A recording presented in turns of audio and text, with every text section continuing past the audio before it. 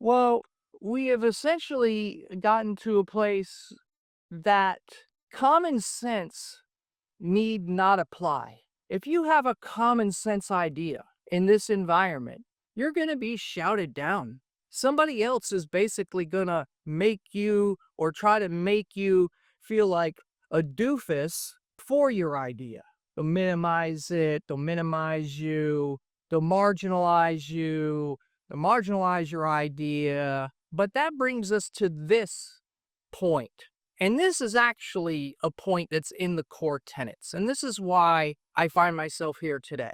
Opportunity economy is not based and does not recognize any political leaning.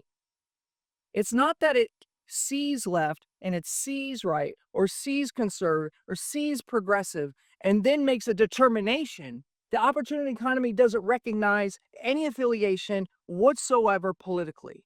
And this is why I'm here this morning, because there's another opportunity economy message that does have a particular leaning.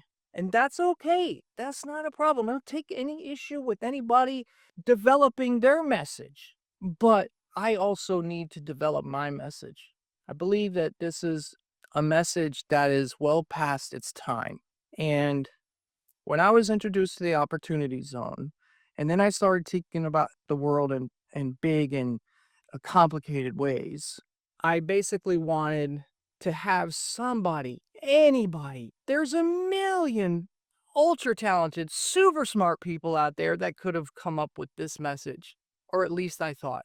And so I waited, and so I waited, and I'm like, here, these guys are going to figure it out. They're going to understand. They're going to develop this same thing.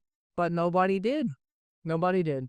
Look, I'm not an academic. I'm not a writer. I don't do any of these things. So it was really, really, really hard just to get started. Just to get started writing a book. I'm a terrible writer. You'll see that if you get this book called Opportunity Economy. You'll see I'm not a great writer, but I did my best. And I know it's honest. And I never set out to write a flawless text, just something honest.